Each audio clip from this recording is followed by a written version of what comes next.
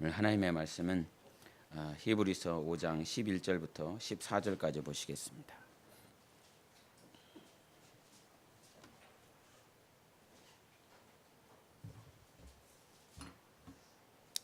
히브리서 5장 11절부터 14절까지 우리 교독하겠습니다. 멜기세덱에 관하여는 우리가 할 말이 많으나 너희가 듣는 것이 두나무로 설명하기 어려우니라.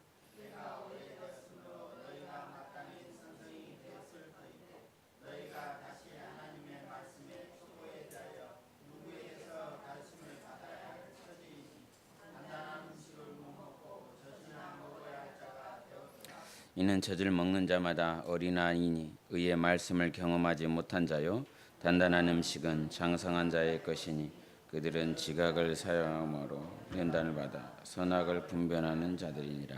아멘. 저마다 모든 교회들 하나님께서 부르신 그 교회들에게는 하나님이 뜻한 바가 있습니다. 그래서 성남의 목사님이 우리 교회가 개척했다라고 해서 메시지를 보냈을 때 이런 메시지가 왔습니다. 세상에 수많은 교회들 가운데 한 교회가 되지 말고 하나님 편에서 봤을 때 반드시 필요한 교회가 되라고, 이런 말이 왔습니다. 여러분 생각에는 우리 교회는 수많은 교회들 가운데 하나입니까? 아니면 주님이 꼭 필요한 교회로 이렇게 나아가고 있습니까? 몸된 교회가 나아가고자 하는 그런 방향들, 그 방향들은 때로는 제대로 가는 것 같기도 하고 때로는 옳지 못한 것 같기도 하지만 하나님 편에서 봤을 땐 점검하면서 볼 때 그래도 넘어질 때도 있고 엎어질 때도 있지만 제대로 가려고 하는 그런 몸부림이 있습니다. 그러면 우리 교회가 나아가고자 하는 그런 방향은 뭘까라고 생각을 했을 때 결국은 예수 그리스도의 제자를 삼는 것입니다. 내가 제자가 될 뿐만 아니라 예수님의 제자를 삼는 것이 교회의 목적이고, 다른 표현으로 또 주님의 형상을 담는 것, 아니면 그리스도의 신부가 되는 것, 여러 가지 다른 언어로 다른 문장으로 설명이 가능하겠지만 공관복음에 예수님께서 하신 말씀을 토대로 하면 다른 말이 있지 않고 사도 바울 신학에서 드러나는 것들은 주님의 형상이고 또 그리스도의 신부지만 공관복음에서 예수님께서 하신 말씀은 제자가 되라는 말씀으로 이렇게 귀결이 됩니다. 그러면 몸된 교회는 제자를 삼기 위한 그 방향으로 가고 있는가? 몸된 교회의 방향과 함께 나는 그렇게 가고 있는가라고 하는 것들을 점검해 보면 내가 예수 그리스도의 말씀대로 살고 있는지 아니면 그렇게 길로 가고 있는지 점검할 수 있습니다. 대충 신앙생활을 하는 자들에게 있어서는 이 말이 별로 달갑지도 않고 또 그렇게 살아야 되는지에 대한 의문점이 들겠지만 그저 구원을 향한 목적이 아니라 하나님께서 예수께서 친히 이 땅에 오셔서 너희들은 내 제자가 돼야 된다라고 말씀하신 그 말씀이 내 심령에 꽂혀 있고 새겨져 있다라고 한다면 그것은 내가 살아야 될 목적이고 방향인 것입니다. 그래서 교회라고 하는 건 우리들을 얘기하는 거겠지요. 우리들이 과연 예수 그리스도께서 내 십자가 지고 가라, 너희가 내 제자가 되어야 된다라고 하는 그 방향을 향해서 가고 있는지 우리가 점검하는 차원에서 한 3주 동안 예수님의 제자 되는 삶, 이러한 목적을 가지고 나누기를 원합니다. 과거에 목사님께서 간증 아닌 간증처럼 하신 말씀이 있었습니다. 교회가 제자를 삼는 일에 힘을 다하면서 나아갈 때 성도들 가운데 꼭 이렇게 해야 되냐고, 다른 교회는 이렇게 하지 않는데 꼭 이 교회는 꼭 이렇게 해야 되냐고. 그러면서 이 교회라고 하는 표현을 한다고. 가끔씩 이번에 제가 선교회 갔더니 어떤 목사님이 이런 얘기 하시더라고요. 대표 기도하는 사람들이 있는데 그 대표 기도하는 사람들 가운데서 대표 기도를 할 때 이 교회를 축복해 주시고 이 교회를 놀랍게 인도해 달라고 이 교회를 한다고. 그럼 너는 어디 교회니까 이 교회라고 하냐고. 그러면서 이 교회라고 하는구나. 이 교회라고 하지 말고 우리 교회로 해야 된다. 이런 식으로 이렇게 말씀을 하시더라고요. 이 교회, 저 교회. 나는 이 교회에서 빠져 있고 저 교회에서 빠져 있는 모습들이 있죠. 그런데 과연 우리 교회에서 이렇게 나아가는 그 방향에 맞춰서 이 주님은 이렇게 주셨는데 과거에 그 목사님의 그 말씀을 이렇게 토대로 보면 또 성남에서 메시지를 보내신 목사님의 이렇게 말씀을 제가 가끔씩 이렇게 음미할 때가 있습니다. 또 당연히 스승 목사님이 하신 말씀들은 이제 책을 통해서 또 이렇게 남겨져 있는 육성을 통해서 가끔씩 이제 체크를 하는데 이 교회는 여러분이 섬기고 있는 이 교회는 꼭 이렇게 해야 됩니까? 꼭 저렇게 해야 됩니까? 라고 하는 그 차원의 마음들이 여러분에게 있다면 모르겠습니다. 그 마음을 주장해 주실 분도 우리 하나님이시니까. 다른 교회는 이렇게 하지 않는데 꼭 이렇게 해야 되는가라고 하는 그 모습들. 그래서 왜 우리 교회는 이렇게 해야 되는가라고 하는 부분들을 이해하지를 못한다면 주님께서 우리에게 주신 삶의 또 생애 동안 주님께서 주신 그 말씀들을 이루지 못할 것입니다. 그래서 제자가 되는 데 있어서 제자화라고 그럽니다. 제자가 되어진다라고 하는 이 제자화가 되었을 때 보통 종과 친구에 대해서 예수님께서 말씀하신 말씀이 요한복음 15장 15절에 이런 말씀이 있습니다. 이제부터는 너희를 종이라 하지 아니하리니 종은 주인이 하는 것을 알지 못함이라. 너희를 친구라 하였느니 내가 내 아버지께 들은 것을 다 너희에게 알게 하였습니다. 이런 말씀하십니다.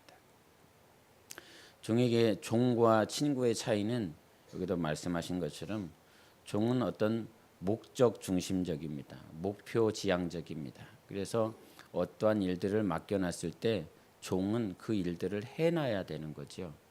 그런데 친구라고 하는 그 친구는 관계 중심적인 것을 지향합니다. 그래서 내가 내 아버지께 들은 것을 다 너희에게 알게 하였다라고 말했던 것처럼 친구는 관계 중심적이지요. 사귐이 중심적입니다. 그래서 제자가 된다라고 하는 건 단지 하나님께서 너 십자가 지고 이 목표를 행해라라고 하는 이 목표 지향적인 단지 종으로 여러분을 노예로 우리를 부르신 것이 아니라 내가 아버지께 들은 모든 것들을 너희에게 말하여 줄 수 있을 만큼 그러한 관계와 사귐에 대한 것들을 말씀하셨지요. 그래서 제자가 된다라고 하는 건 하나님의 일을 하나님께서 맡겨주신 그 뜻을 이루는 것 동시에 하나님과의 사귐이 있는 삶이 제자화의 삶입니다. 그래서 예수께서 우리를 종으로 부르시지 않고 친구로 부르셨을 뿐만 아니라 그리스도의 신부로 불렀다라고 하는 건 자기의 모든 것들을 다 나눠줄 수 있는 그런 모습들을 이렇게 보여주시죠. 신학교에서 어떤 동기생이 이런 말을 했습니다.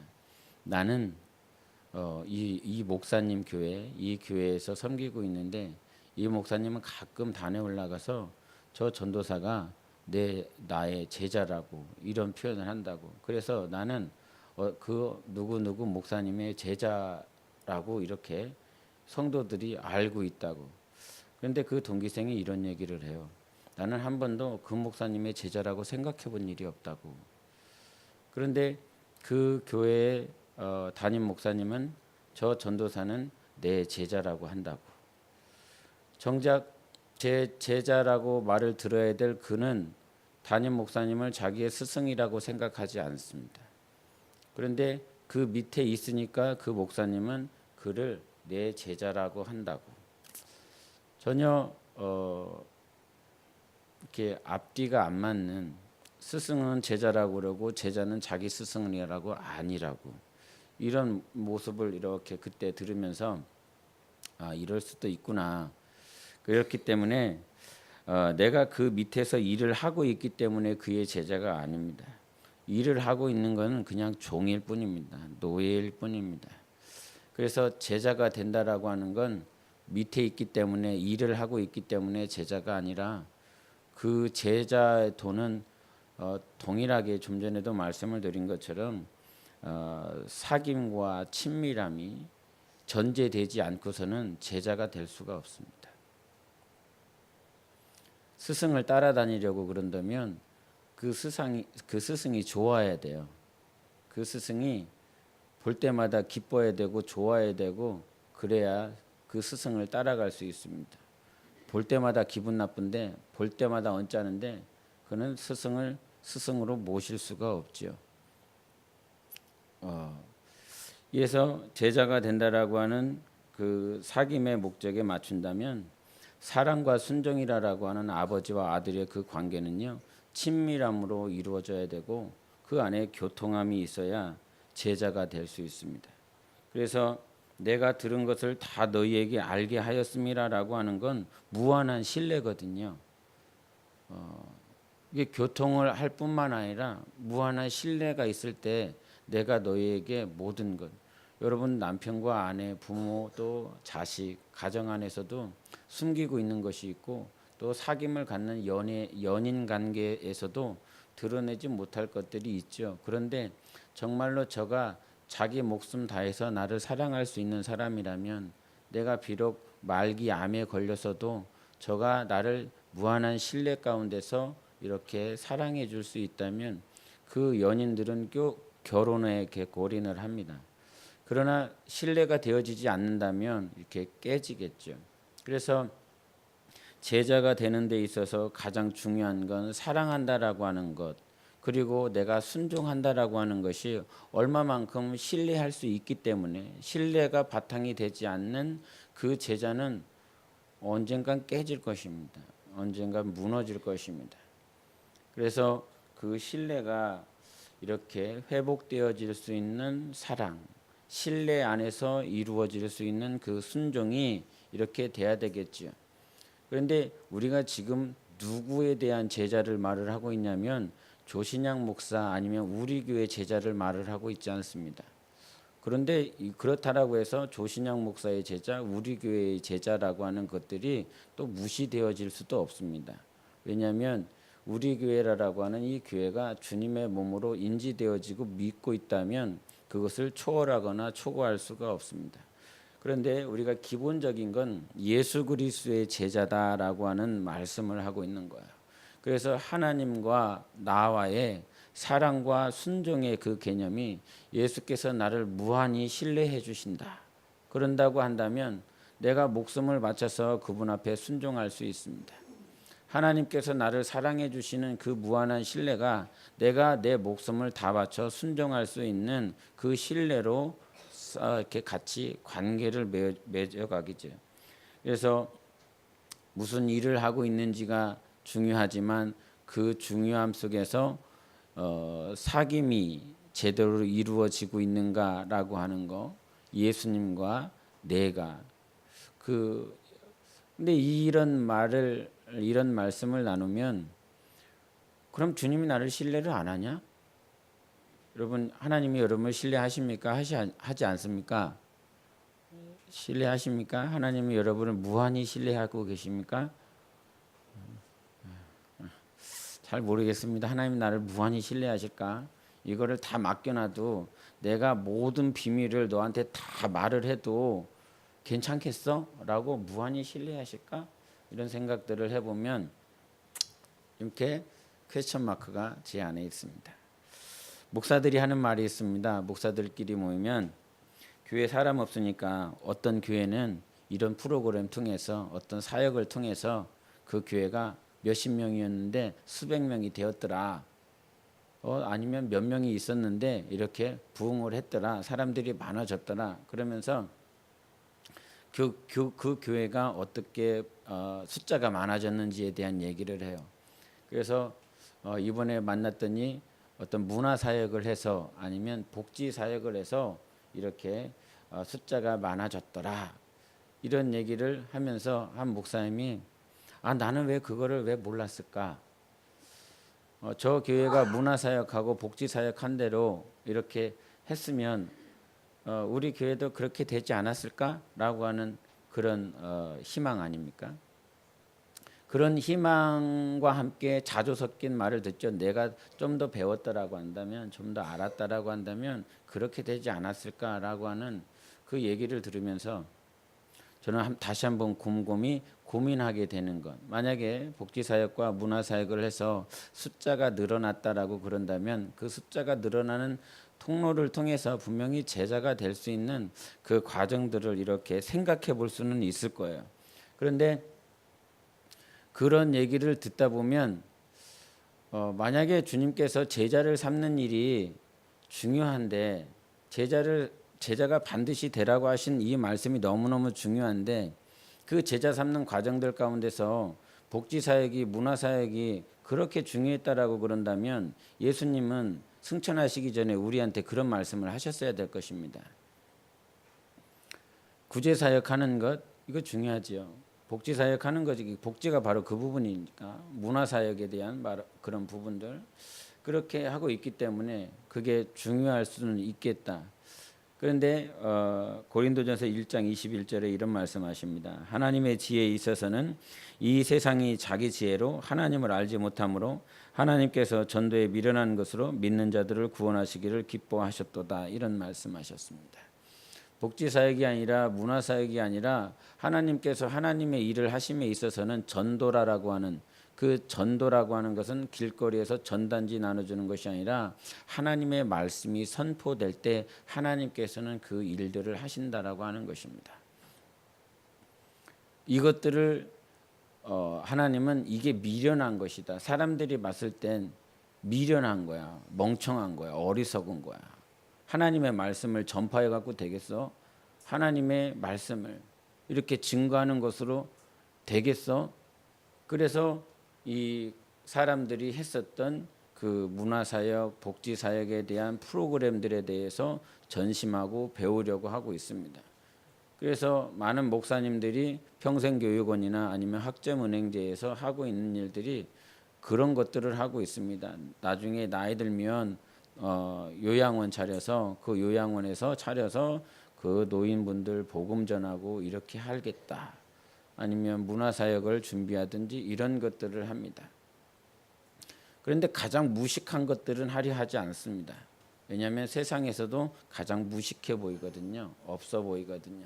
그런데 하나님은 말씀하셨습니다. 세상 사람들이 보기에 가장 미련한 것 가운데 하나님께서 그것들을 통해서 역사하신다고. 지난 금요일이었습니다. 이제 분명히 금요 기도회가 있는데 7시부터 복음을 전했습니다. 복음을 전했는데 한 7시 반쯤에 어떤 한 분이 지나가다 말고 보통 다 지나가시는데 그분은 딱 서서 그 가다 말고 서갖고 한참을 쳐다보더라고요. 그래서 한참 쳐다보고 있었길래 그냥 눈을 안 마주쳤습니다. 그랬더니 당신이 그 계단 한 3-4칸 올라와서 뭐 하는 건지 듣고 있었다고 그러면서 뭐 하냐고 하나님 전합니다. 예수 전합니다. 그러면서 당신이 하고 싶은 얘기 합니다. 내가 봤을 땐 지금 듣는 사람 하나도 없는 것 같은데 이거 미련한 것 같은데 어리석은 것 같은데 이거 왜 하냐고 듣는 사람도 없는데 듣는 사람이 있다고 듣는 사람이 있어서 감사하다고 전하고 가는 자들도 있고 그래서 귀 기울여 듣는 사람들이 있다고 그랬더니 잘 믿어지지 않죠. 자기 눈에 봤을 때는 어리석은 것 같아서. 그래서 제가 그냥 선수 쳤습니다. 아마 저를 보면 아마 미친놈 같을 거라고 미친놈이라고 하는 소리를 하고 싶은 거죠. 맞습니다. 제가 봤을 때 제가 제 자신을 봤을 때도 그냥 제가 미친놈일 겁니다. 나이도 많지 않은 것 같은데 길거리에 혼자 나와갖고 젊은 놈이 예수 전하고 있다고, 하나님 전하고 있다고 분명히 미친놈으로 보일 겁니다. 맞습니다. 그런데 하나님께서 그와 같이 하라고 하기 때문에 제가 와서 전하고 있습니다. 그러면서 당신 입술에는 그냥 무슨 얘기를 하고 싶은지 왔다라고 그러지만 제 눈에 봤을 땐 저를 대적하려고 온 것 같습니다. 아무 말 못하더라고요. 그러면서 결국은 신랑이 하면서 그렇게 갔는데 내가 예수 그리스도에 미쳐 사는 인생인가? 한번 생각해 보십시오. 나는 예수님께 미쳤는가? 2000년 전에 예수님께서 오셨을 때 그 유대를 다스렸던 총독은 빌라도였습니다. 그 빌라도가 지나고 난 다음에 벨릭스라고 하는 사람이 왔고, 바울이 살았을 때는 베스도라고 하는 총독이 다스렸습니다. 그 총독이 다스렸을 때 마지막 3차 전도 선교하면서 이제 끝나고 나서 그렇게 베스도를 만났을 때 베스도가 하는 말이 그거였습니다. 바울이 이같이 변명하며 베스도가 크게 소리내어 이르되 바울아 네가 미쳤도다. 네 많은 학문이 너를 미치게 한다 하니 바울이 이르되 베스도가 가여 내가 미친 것이 아니요 참되고 온전한 말을 하나이다. 할렐루야.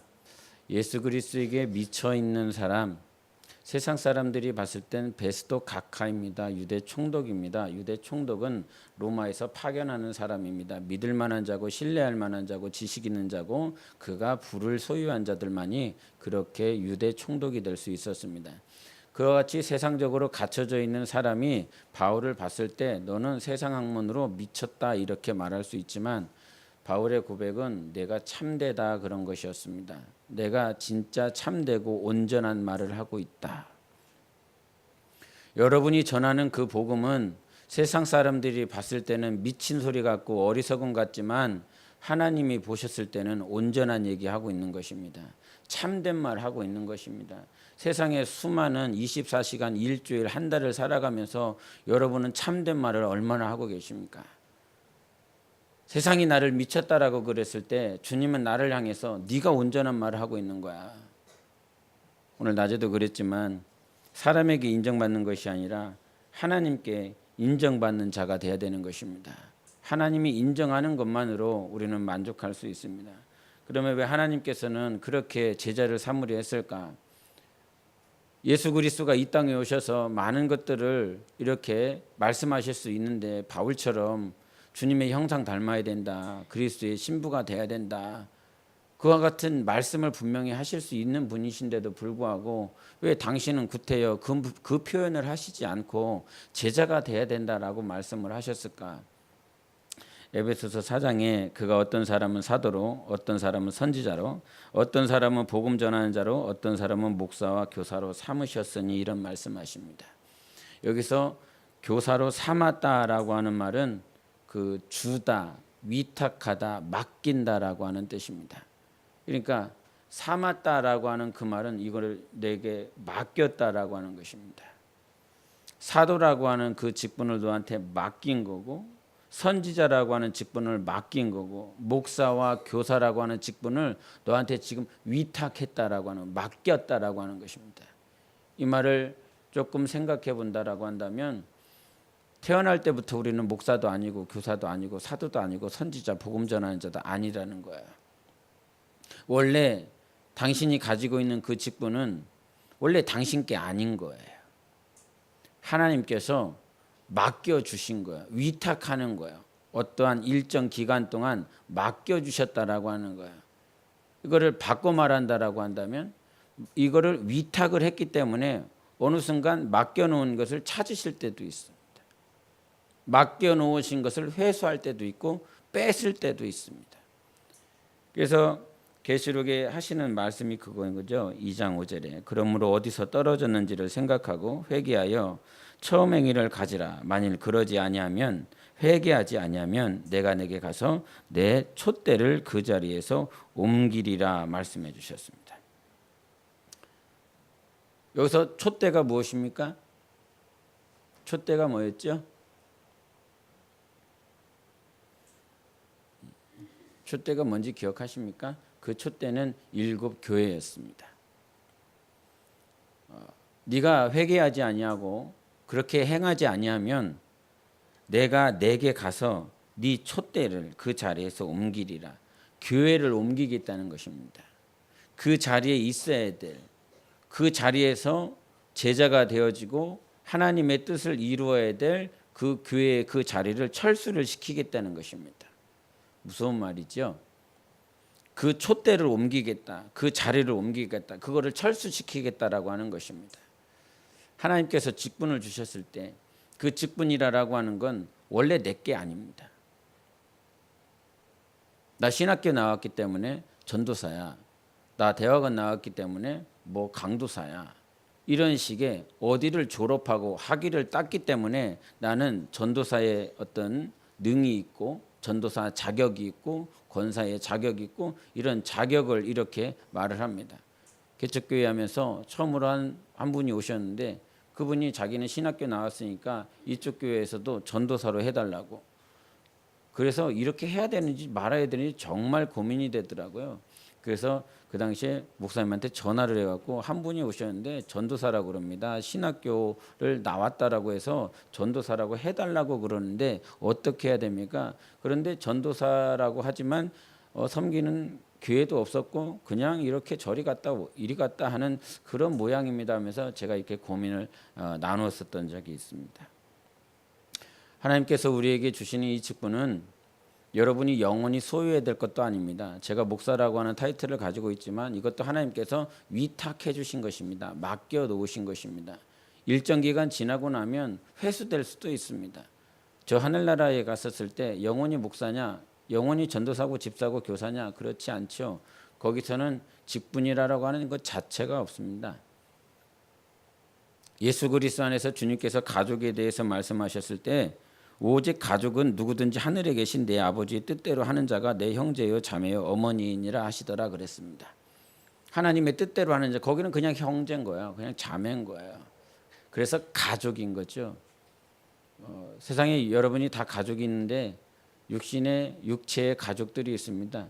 그런데 예수님께서 가족을 정의하실 때 여러분이 지금 세워놓은 육체의 가족은 그냥 육체에 잠깐 있을 때 한 울타리에서 사는 혈통적 가족을 말을 하지만 예수님께서 말씀하시는 가족은 하나님의 뜻대로 사는 자들, 그들이 진짜 가족이라고 그랬습니다. 그래서 가족이라고 하는 그 회복은 내가 예수 그리스도로 살아가면, 내가 그분 뜻대로 살아가면 예수님의 가족이 되는 것이죠. 그래서 이 직분을 허락하실 때에 좀 전에도 사도의 선지자로 복음 전하는 자 목사와 교사로 주셨다라고 그랬을 때 그 다음 구절이 뭐였습니까? 예수님께서 왜 그와 같이 목사와 교사로 삼으셨다라고 그랬습니까? 성도들을 온전하게 하고 그리스도의 몸을 세우게 하려 하심이라 말씀하셨습니다. 그래서 그 직분을 주신 이유, 제자를 삼는 일에 있어서 직분을 주신 이유는 두 가지인 거였죠. 성도를 온전하게 하는 것, 그리고 그리스도의 몸을 세우는 것. 그래서 계시록에 말씀했던 것처럼 이 촛대를 옮길 수 있는 가능성은 어디에 있냐면 그 직분을 줬는데, 그 직분을 허락해 줬는데 성도를 온전하게 하는 일에 내가 삶을 다하지 않고 있어. 그리스도의 몸을 세우는 일에 다하지 않고 있어. 그러면 그 촛대가 옮겨진다라고 분명히 말씀을 하고 계십니다. 그래서 하나님께서 그와 같은 제자를 삼는 일에 가장 귀한 통로로 직분을 주셨지만 그 직분을 위탁해 줬다. 이 말씀을 여러분이 이렇게 좀 명심하시기를 바랍니다. 하나님께서 우리에게 주신 직분은 내 것도 아니야. 원래 내 게 아니야. 여러분 거 아니고 하나님께서 무엇하라고 직분을 주셨다고요? 성도를 온전하게 하라고. 그리스도의 몸을 세우라고 주님께서 일정 기간, 어떤 사람은 그것이 10년이 될 수도 있고 20년이 될 수도 있습니다. 그러나 그러한 일정 기간 동안 하나님께서 맡겨주신 것이라고요. 그 기간이 지나고 나면 그 일들을 감당하지 못하겠죠. 직분을 통해서 성도가 온전하게 되어진다라고 하는 건 나 또한 그것들을 통해서 온전케 되어질 수 있습니다. 성도를 온전하게 하는 그 과정 가운데서 내가 온전케 될 수 있습니다. 오늘 본문에 히브리서 5장에 말을 하고 있는데 이 5장 11절부터 14절까지 말씀을 하시기 전에 그 1절부터 10절까지 무슨 얘기하고 계십니까? 예수 그리스도에 대해서 말씀을 하십니다. 멜기세덱의 반차를 쫓으신 그분이 고난을 통해서 순종함을 배워 온전케 되심으로 대제사장이 되셨다라고 말씀하시면서 온전케 되어지는 과정을 이렇게 말씀을 하시고 나서 너희들이 지금 마땅히 살았으면 신앙생활을 했으면 고기를 먹을 수 있는 그런 자로 장성한 자, 그렇게 스승이 되고 가르치는 자로서 나아가야 될 텐데 여전히 젖을 먹는 그런 자가 되었다라고 말씀을 하고 계십니다. 온전케 되어지는 그 삶으로 이렇게 살아서 가르치고 이렇게 젖 먹는 삶이 아니라 고기를 먹을 수 있는 삶이 돼야 되는데 여전히 그렇게 되지 못하고 있는 그런 모양들. 하나님의 말씀을 여러분 왜 듣습니까? 성경을 왜 읽고 또 예배를 드리고 하나님과의 친밀한 사귐을 갖습니까? 그것들은 분명히 내가 하나님 앞에 온전케 되기 위해서 성경을 배우고 듣고 또 가르치기도 하고 예배를 드리기도 합니다. 그런데 그 울타리에서 계속 그 틀 안에서 하나님의 말씀이라고 하는 그 틀 안에서 계속 말씀하시는 건 성경을 배우는 거, 오늘 말씀을 왜 듣는 거예요? 어떤 그 제자도의 삶 가운데에서 계속 그 맥락에서 말을 한다고 한다면 내가 오늘 말씀을 듣는 이유가 있습니다. 성경을 배워야 되는 이유, 하나님과의 관계를 갖는 이유는 그 과정을 통해서 성도를 온전케 되어지는 그 삶으로 내가 나아갈 수 있고 그리스도의 몸을 세울 수 있기 때문에 오늘 말씀을 들어야 되는 것입니다. 성경을 배워야 되는 이유, 예배를 드리는 이유가 바로 그와 같은 것이라고 하는 것이죠. 그래서 제자를 삼는 그 일들, 그 관계들을 세워가는 데 있어서 제자가 되어지는 일의 첫 번째 출발점은 어디였냐면 성령을 모셔드리는 거였습니다. 예수님의 진짜가 되어지는 첫 번째 시작은 성령을 모셔드리는 것. 그래서 그 성령을 모셔드린 그 증거가 무엇이었냐면 방언을 말을 하는 것이었어요. 근데 그 방언을 말을 함에 있어서 이건 분명히 성령을 모신 증거인 것을 성경이 계속 말을 합니다. 공관복음에서도 말을 하고 있고 사도행전 초입 부분에 5장, 7장, 9장 계속 이후에도 사도 바울이 복음을 증거하고 침례를 주고 가르칠 때 성령이 모셨는데 그 성령 모셔드린 것을 어떻게 알았냐면 방언을 말을 하는 것을 통해서 알게 되었습니다. 그런데 성령을 모셔드려서 방언을 말을 하는 것은 제자가 되어지는 일의 시작입니다. 끝이 아닙니다. 어떤 사람들은 어떤 교회든 목회자든 이런 말을 가끔 해요. 성령을 모셔드려야 된다고. 그런데 그게 끝이에요. 성령을 모셔드려서 방언을 말을 하는 것 자체가 뭔가 다 성취되고 이루어버린 것 같은 그런 식으로 매도를 합니다. 그러나 신앙생활은 우리가 제자가 되어지는 일에 가장 근본의 시작은 성령을 모셔드려서 방언을 말을 하는 거예요. 그게 증거니까. 그런데 방언을 말을 하는 건 애들도 합니다. 2살 때, 3살 때, 방언 모셨다고. 방언을 모셨다고 그래요. 또 표현이. 성령님을 모셨다라고 그런 게 아니라 방언님을 모셨다고 그래요. 성령을 모셔서 방언을 말하는 거. 이때 방언을 했다고. 하나님께서 그렇게 역사하실 수도 있겠죠. 그런데 성령님은 믿음을 가지고 의지를 갖고 하나님 앞에 구하는 자들에게 임하시는 것입니다. 따라하는 게 아니라 의지를 가지고 정말 주 예수 그리스도의 이름으로 성령님을 간절히 모시기를 원합니다라고 하는 자들이 모셔드릴 수 있어요. 근데 2-3살 된 의지가 없는 애가 어떻게 모셔드릴까 그런 생각을 해봐요. 그러나 하나님께서 이와 같은 인간의 지성적이고 논리적인 그 부분도 타파할 수 있을 거라 생각을 합니다. 단지 2살이니까 3살이니까 하나님께서는 능히 하실 수 있을 거라 생각해요. 믿습니다. 그런데 우리가 성령님을 모셔드려서 제자가 되는 일에 방언을 말을 했다. 그래서 이 사람 다 됐다. 이 사람 뭔가 다 이뤘다. 그게 아닙니다. 성령님을 모셔드려야 되는 첫 번째 이유는 방언을 말하기 위해서가 아닙니다. 성령님은 인격적인 분이십니다. 인격을 가지고 계신 분이십니다. 인격을 가지셨다라고 하는 말은 교통의 사귐의 친밀함의 처음 시작이에요. 성령님을 모셔드릴 때 있어서 성령님의 오세요. 뭐 두 손 들고 두 손 막 떨어가면서 막 그렇게 해서 되는 것이 아니라 진실함으로 내 마음 가운데 성령님 모셔드리면 그분은 그냥 임재할 수밖에 없습니다. 할렐루야. 성령님은 인격적인 분이십니다. 방언을 따라해서 성령을 모셨다라고 하는 증거가 아니라 저 사람이 정말 성령을 모셔드린 확실한 증거는 성령님은 인격이시기 때문에 성령을 모셔드린 사람은 하나님과 인격적인 관계를 가지려 합니다. 다른 말로 하나님과 사귐을 가지려 합니다. 하나님 앞에 더 가까이 나아가려 하고 그분의 음성을 들으려고 하고 그래서 그 사람이 저 사람이 성령을 모셔드렸구나 이렇게 알 수 있는 거예요.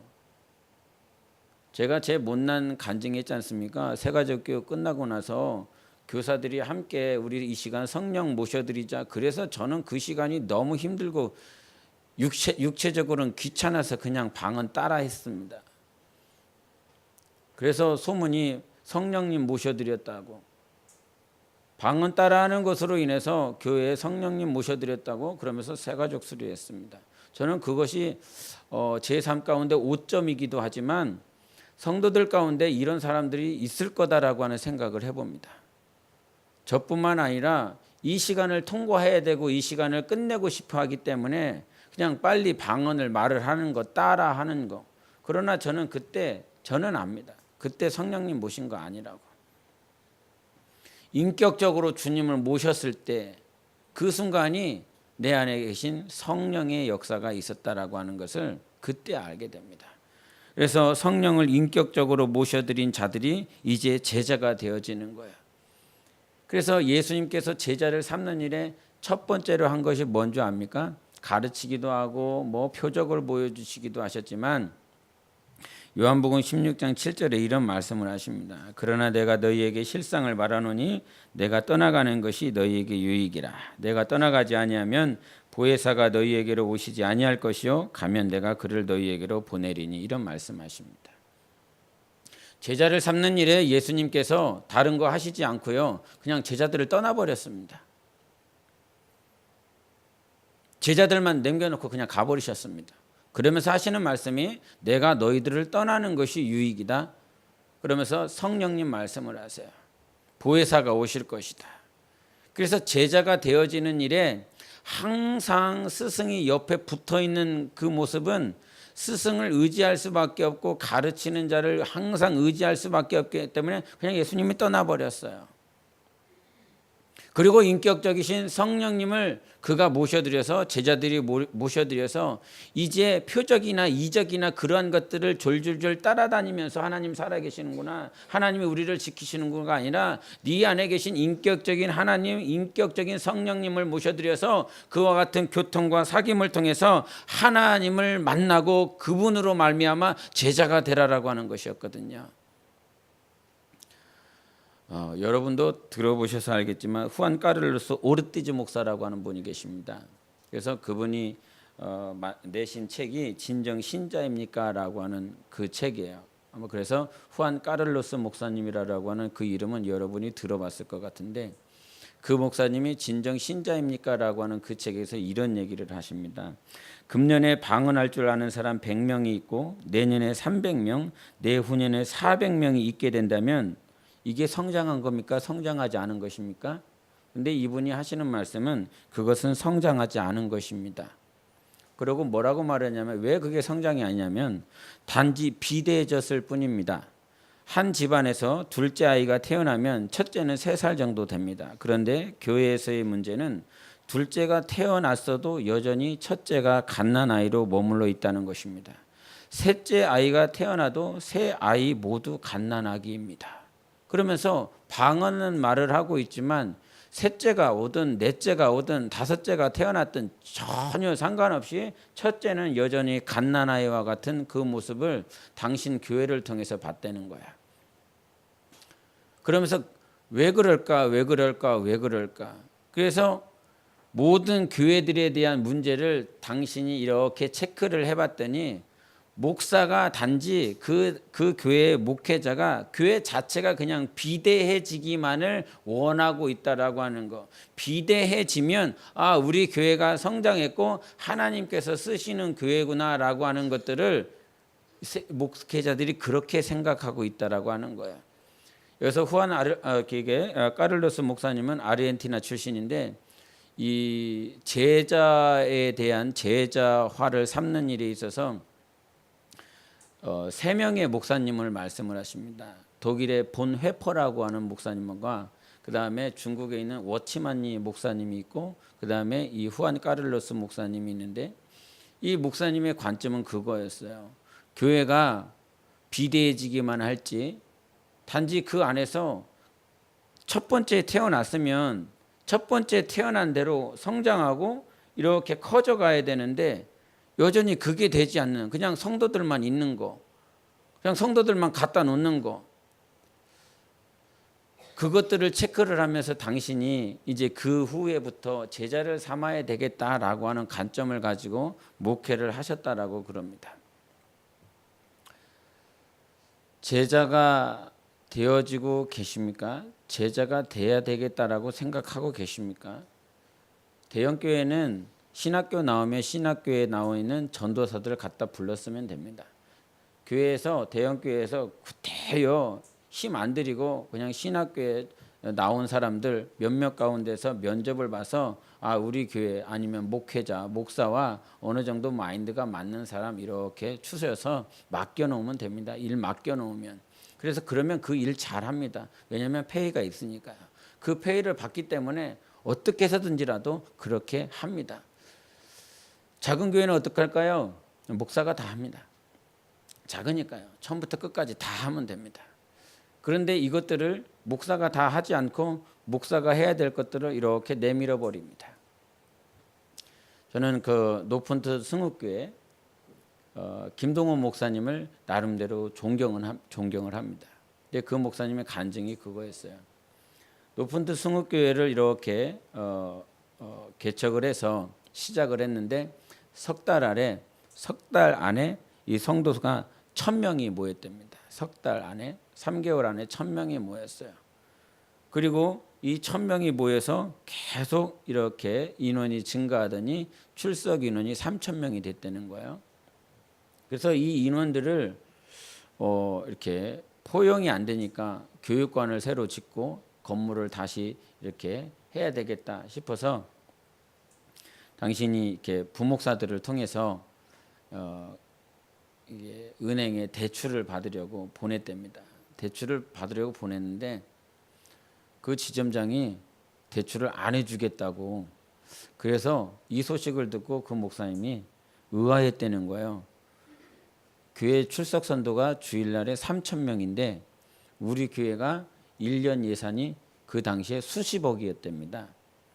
그 당시 한 30억 정도를 빌리려고 그랬는데 1년 예산이 몇십억이면 그렇게 한 1년 정도만 잘 이렇게 하면 능히 갚을 수 있는 액수기 때문에 별 문제가 되지 않는 출석성도 3,000명이야. 이런 프라이드를 가지고 있고 그 전에 어떤 지점장들은 자기 직원들을 매번 이렇게 정기적으로 보내갖고 교회를 VIP로 해갖고 관리를 그렇게 해줬답니다. 그래서 찾아가지 않아도 찾아오는 서비스를 받았다고 그래요. 그런데 대출 이렇게 받으려고 그랬는데 이런데도 우리 교회를 대출을 안 해준다고 그래갖고 너무 의아해갖고 자기가 그 지점장을 직접 만나보겠다고 그래서 직접 만나러 갔대요. 젊은 지점장이었는데 왜 우리 교회가 이렇게 재적 인원이 되고 재정이 이렇게 되는데 왜 대출을 안 해주냐고 그랬더니 이게 그 지점장이 하는 말이 노폰트 승욱교회는 개척한 지 석 달 만에 출석 인원이 1,000명이 넘었다지요? 이렇게 물어봤다는 거예요. 그랬더니 그렇다고 우리 교회는 그렇게 됐다고. 그래서 신용이 안 됩니다. 이랬다는 거예요. 목사님 때문에 신용이 안 됩니다. 다른 말로 하자면 한 사람 때문에 석 달 만에 1,000명이 모인 교회는 그 한 사람만 잘못되면 한 달 만에 무너질 수 있습니다. 그러면서 하는 말이 만약에 목사님이 성도들 가운데 어떤 사람하고 스캔들 나면 이 교회는 그냥 무너집니다. 만약에 목사님께서 운전하시다가 사고 나서 목사님 없어지면 이 교회는 그냥 사라집니다. 그 말을 듣는데 그 목사님께서 너무 일리가 있는 거예요. 너무 나 때문에 세워진 교회, 나의 지명도 때문에 세워진 교회는 결국 내가 없어지면 이 교회는 사라지는 교회. 그러면서 당신이 들은 말이 나는 지금 내 교회를 세우고 있나 하나님의 교회를 세우고 있나 그런 생각이 불뚝 들더래요. 내 교회를 세우고 있다라고 그런다면 하나님께서 인정 안 해주실 것인데 그러면 내가 어떻게 하나님의 교회를 세울까? 그러면서 고민하기 시작하면서 한 달에 한 번 정도는 당신이 일부러 외부로 나가버린대요. 그리고 다른 목사를 세운대요. 다른 목사를 그 주일 예배를 세운대요. 그래서 소식을 들었답니다. 처음으로 자기가 외부에 나가서 다른 목사 설교를 딱 세웠더니 그 주간에 400명에서 800명 사이가 그 주일날 안 오더래요. 아주 심각하게 받아들인 거예요. 그런 것들을 계속 했는데 항상 그렇더라는 거예요. 자기가 설교를 안 하면 400에서 800명 정도가 빼지는 거. 그러다가 이제 생각이 드는 게 안식년을 해야 되겠다. 이런 생각이 들어서 장로들을 다 모아다 놓고 나 올해 안식년 하겠습니다. 그랬더니 장로들이 길게 막 날뛰는 거예요. 목사님, 이 교회 무너집니다. 목사님이 1년 동안 안식년 가져버리면 이 교회 무너집니다. 그때 그 말을 듣고 목사님이 장로들에게 하시는 말씀이 그래서 해야 되는 겁니다. 그래서 반드시 해야 됩니다. 그래서 안식년을 갖기 위해서 해외로 나가버렸대요. 일주일 지났습니다. 일주일 지났더니 1000명이 빠져나가더랍니다. 3000명에서 1000명이 빠져나가더랍니다. 목사님 큰일 났습니다. 빨리 들어오셔야 됩니다. 빨리 들어오셔야 됩니다. 나 절대 안 들어가. 나 안 들어갈 거야. 그랬더니 그 다음 주간에도 그렇더라는 거예요. 또 그렇더라는 거예요. 어찌됐건 그것을 계속 감당을 했답니다. 그래서 빠져나갈 사람 다 빠져나가고 이제 다시 안식년이 끝나고 이렇게 다시 돌아오면서 당신이 왜 그와 같이 했는지, 당신이 왜 이렇게밖에 할 수가 없었는지에 대해서 그 이유를 그제서야 성도들에게 이렇게 풀어놨대요. 성도들은 벙찐 거죠. 목회자의 의도를 몰랐으니까.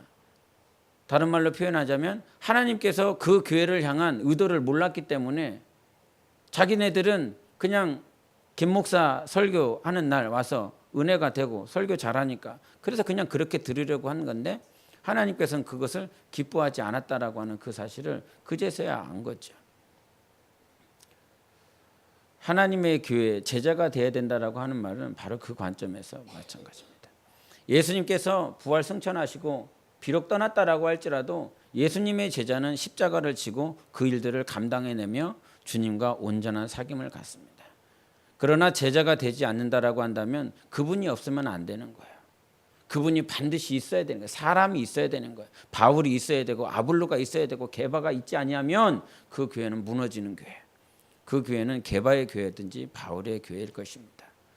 우리가 주님의 제자가 되어야 된다라고 하는 건 목사가 죽어도 아니면 전도사가 죽어도 그 어떤 직분자가 죽어도 이 안에서 이끌어야 될 영적 지도자가 죽는다라고 할지라도 없어진다라고 할지라도 그 교회가 하나님의 교회면 그 교회가 주님의 교회면 그 교회는 세워질 것입니다. 그러나 사람이 세운 교회는 무너지게 되어 있죠. 그래서 예수 그리스도의 제자가 되어야 된다. 어디를 가서도 내가 예수 그리스도의 제자가 되면 그 제자를 통해서 그 교회는 든든히 세워져 갑니다. 우리 교회가 좀 유별날 수도 있을 것 같습니다. 뭐 기존대로 해왔었던 분들은 별 문제가 되지 않을 수도 있겠지만 이런 관점에서 교회는 흘러가고 있다라고 하는 거. 한 사람이라도 당신이 전도사가 아니면 권사가 집사가 교사가 복음 전환자가 사도가 선지자가 이렇게 될 만한 자이기 때문에 그것을 준 것이 아니라 성도를 온전하게 하는 일에 그리스도의 몸을 세우는 일에 다른 말로 제자가 되어지라고 주신 것이다. 맡겨놓은 것이다. 위탁해 놓은 것이다. 그래서 이 방향을 향해서 가야 되는 것이 교회의 방향인 것입니다. 내가 제자가 되라고 여러분 한 사람 한 사람을, 저 역시도 마찬가지지만 한 사람 한 사람을 제자 될 수 있도록 하나님께서 이끌어 나가시는 방향이니까 그 방향에 교회가 맞춰 나가야 되는 것이고 주님의 말씀에 순종해 나가야 하는 것이죠.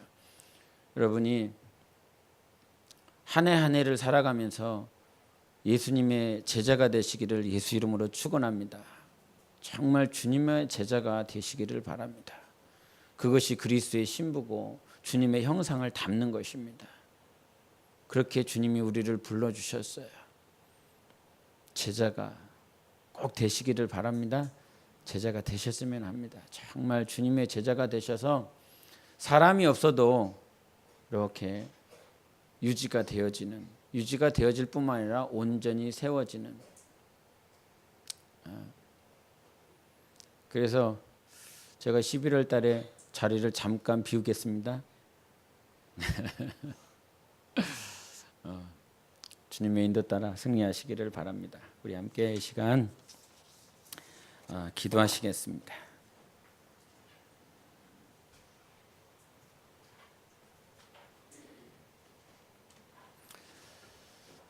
이런 교회가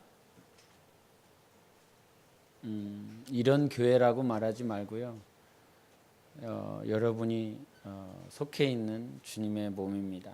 그 주님의 몸을 허락해 주시고 지체가 되게 하시고 그 안에서 주님이 요구하신 거, 제자가 되는 삶, 예수 그리스도의 온전한 제자가 될 수 있는